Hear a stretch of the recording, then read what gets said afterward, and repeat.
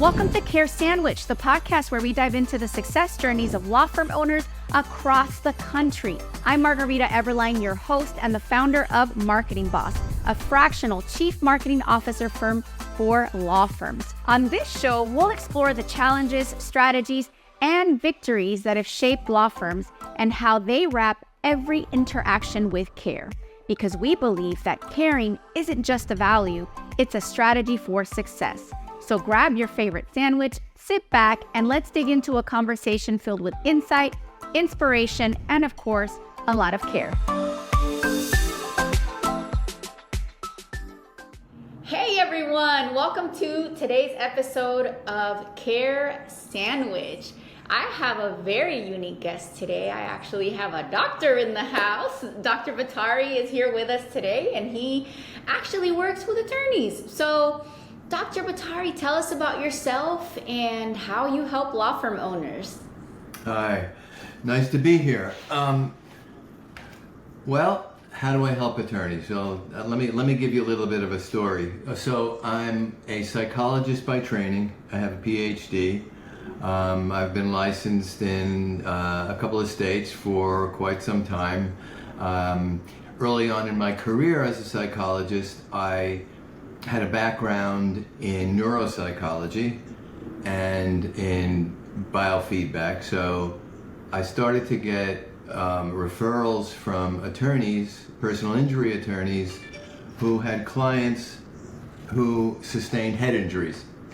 And that's where I started to learn a little bit about the personal injury world as a psychologist. And as time went on, I became a little bit more entrepreneurial. I had a management company for medical doctors, and I had many injury centers around the country, multi-specialty injury centers treating accident victims. So after about 30 years of doing that, I decided that I'd kind of had enough of that, and I started a expert witness business centering around doing something called life care plans, which many attorneys know about and some don't. But through doing life care plans and vocational assessments and forensic economist reports and medical cost projections, that's where you say I help attorneys out, and I could explain more as we go.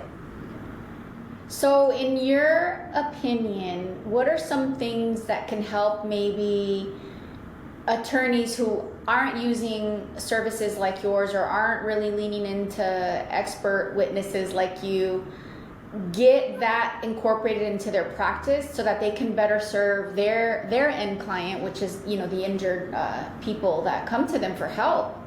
Yeah, okay, so I think first a distinction has to be made between treating doctors and doctors who do life care plans.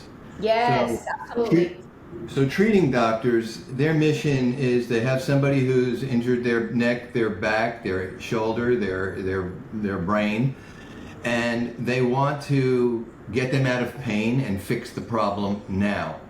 But they don't really, I mean, they do to some extent, but not, that's really not their mission to look into the future. So what does this mean for that client of theirs?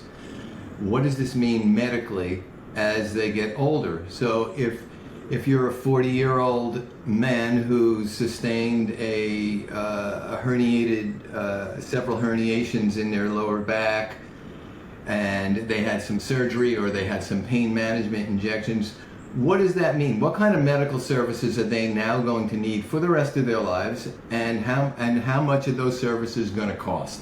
Mm-hmm. So that's what life care planners, they're all medical doctors who are board certified in their fields and are certified life care planners. They look at that. They look at their injuries, then by searching authoritative sources and their experience as doctors, they project into the future what they're going to need, what doctor's visits, what surgeries, what procedures, what medications, and again, using authoritative guidelines, what are the fees going to be for that. So they may have had all the medical care that they that they needed at the moment, but what's it going to cost them in terms of their medical condition and their real cost in dollars for the rest of their lives. So the attorneys then say, my client sustained these injuries, and this is what he's facing for the future. So if I'm understanding you correctly, most personal injury attorneys are already working with the treatment medical professionals that are providing their clients, the doctor's patients, with treatment that they need to feel better. Right. I have gone through personal injuries myself, and if I recall correctly, I did not ever really consult or have any sort of interaction with somebody like you that could tell my attorney that my injuries that I sustained in any of my accidents that I've had were going to impact my life. I do remember during one of the cases that went to litigation, I was asked during a deposition questions about my lifestyle, like, I'm a mom of 5 kids, and, I had a baby that I couldn't really carry very well because, I know you can't tell, but my back's a little delicate. And I do remember talking about that. But other than that, now I'm wondering, should my attorney have consulted somebody like you to assist with that case? So is that like a scenario where it would have maybe helped my case? There are other legal factors that the attorneys know about. That so maybe yes, maybe no. I don't know what the limits were for the insurance policy that they were pursuing. But I'll tell you this. Traditionally, a lot of attorneys knew about life care plans, but they only thought about using them for catastrophic cases, the severe of the severe. Well, many attorneys and some of the largest attorney groups in the country use us for not just catastrophic cases, although we do those, but for injuries that, not the most mild, but sort of moderate level injuries where a person sustained a type of an injury where they required some type of a procedure. Could be an epidural injection or an ablation. PRPs. Or a little bit more than therapy usually. Okay. Usually there's a procedure involved, some type of an invasive procedure, not just surgery. It could be interventional pain management. Of course, it could be surgeries, but not the catastrophic. So more and more attorneys are using them for those type of cases, not just the catastrophic, because they're finding that by using life care plans, they're getting higher settlements, and it's worth the cost by far of the life care plan. Right. So that might have been the sort of the mentality of the attorney that you had, but I don't know. I'm not saying you did anything wrong because I don't know. Yeah. We were just using it as an example, really just to wrap my mind around different scenarios. But that was such a helpful explanation. So if I'm a personal injury and I'm listening to this program, what are some things that I might look for to see if maybe I need to explore having a conversation with somebody like you to help me with my case? I think kind of what I said in terms of the kinds of injuries. So if it's a real mild case where maybe they only saw maybe a chiropractor and had so invasive. No invasive kinds of procedures, but also what you want to look for is the client who was diligent with their therapy, treated regularly, got worked up properly by the treating physicians. In other words, they had diagnostic tests done, they had MRIs, they had X-rays. That wasn't neglected. So a good workup, a client that was diligent with their treatment, and then the other issues which the attorneys would know about in terms of the policies that are in play. I never look at that. That's what they look at. They know about that.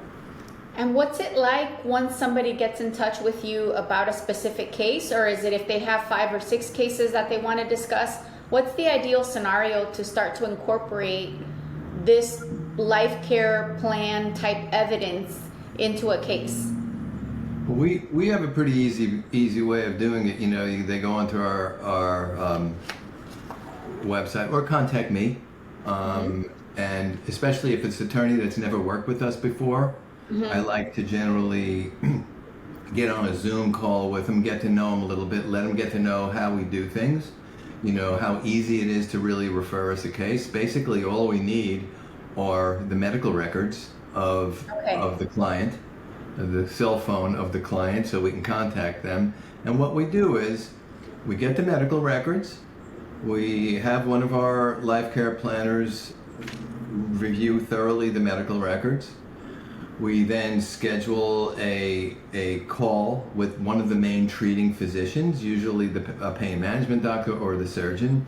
We also schedule a clinical interview telephonically with the client, and we put all that together into our report. We review all the records, we do the interviews, and then the real nuts and bolts of the report is the medical cost projection table, where we outline specifically all of the care that client's going to need for the rest of their lives and the cost. So it's as easy as just sending me the medical records and a request to do a life care plan, and letting their client know to expect a call from us within six weeks or so. If there's no complications, they have their report. There, I hope you're enjoying the conversation and your sandwich as much as we are. I want to take a moment to share a few words about our sponsor, Marketing Boss. If you're a law firm owner looking to supercharge your growth, our team at Marketing Boss is here to help. We've got over a decade of experience and a proven track record, and we specialize in growing law firms like yours with data-driven marketing leadership. So if you own a law firm and you're ready to get a predictable, steady flow of cases from your marketing, let's connect at marketing-boss.com. I love to hear stories, Dr. Bottari, and I would love to hear a story, if you can think of one that stands out to you about a patient/client of one of the attorneys that you've worked with, that maybe having your support in their case assisted them with managing their post-accident life. Yeah, I mean, I think of this 40-year-old man who sustained he sustained a head injury where he lost consciousness for a time, and he was worked up properly. He was an educated guy. I think, if I remember correctly, he was an accountant, and he had headaches that wouldn't go away. He became severely depressed. Accounting is already a headache for people like me. Oh my gosh. Yeah, he had headaches. He had sleep disturbances. He suffered from depression, dizziness. He couldn't play with his kids anymore. It affected his marriage. And, that was a serious case because it changed his life completely. We also did a life care plan because the man was going to need, care for the rest of his life and follow up for the rest of his life, right? We also did a vocational assessment, which is something else we do. So a life care plan looks at the medical needs that the client's going to have for the rest of their life. The vocational assessment looks at his employment. So he's an accountant and he's earning, a decent salary being an accountant. Well, now our vocational expert looks at what are his skills, what's his education, what's he going to be able to do. He's not going to be able to be an accountant for the foreseeable future because he lacks concentration, he lacks focus, he's going to make a lot of errors, he can't do it. What other skills does he have, and where could he go with that, and how much income is he going to lose over the course of his lifetime? So that's another report which we did. And then the third report, you asked me about a case, so... Yes, no, this is great. Yeah. We did a forensic economist report based upon, the economist that works with us, he looks at the life care plan, which talks about the medical care that they're going to need for the rest of their lives, and the vocational assessment, which talks about his employment and the financial losses he's going to make. But they only look at it in today's dollars. So what a forensic economist does, they project into the future. Okay, Wow. over the next 20 years, how much is he losing? What is the cost of the medical care? We say if they got all that care today, it was $300,000. But over the course of 20 years, if they have that much longer to live, it could be $1 million. So the forensic economist is able to do those kinds of very technical projections. So that's sort of the whole package there, where you have the life care plan, you have the vocational assessment, and then you have the economist report. This sounds like a lot of really valuable evidence for any sort of case. Can you share on, I don't know if there's an average or if this is not even a fair question, feel free to, but on average, I would imagine a personal injury practice could really benefit on the value of their cases here. Do you have a number or a percentage, or is that even a fair question? But I'm just trying to wrap my mind around this feels to me like it's just worth a lot of money to a practice to incorporate this. Well, it is. I don't have a number, but I can tell you this. I can tell you a couple things. One, some of the most successful large attorneys firms in the country who use us, they must have figured out that if they took 100 cases with the same limit, with the same injuries, yes, and the same insurance limits that they were pursuing, that had life care plans, and then 100 that didn't, that didn't. I'm so sorry. I'm in the middle of recording. You can just set that down. Thank you so much. All right. Thank you. I'm so sorry. Should have put a sign on the door. Thanks. And 100 that did not have life care plans, they got much larger settlements for the ones that did, or why would they be using us? They wouldn't. So that must tell you something about the value for settlements by using life care plans. The other thing I'll say is this. But you mentioned two other types of evidence. So it's the life care plan, the vocational assessment, and the economist report. Gotcha. Okay. We do actually one more thing, which is just called a medical cost projection. It's a scaled down version of a life care plan that some attorneys will use in pre-suit, to see if they can settle the case and help them get to a certain level. It's cheaper than doing a life care plan because we don't do any of the interviews. It's simply based on medical records that we receive and projecting out the cost. But the other thing is this, in terms of the value, why more attorneys don't use it. Traditionally, a lot of life care planners, their fees were much higher than what we charge. I developed an infrastructure that enables us to process life care plans quickly, really professionally, and at a much lower cost to the attorneys. Really?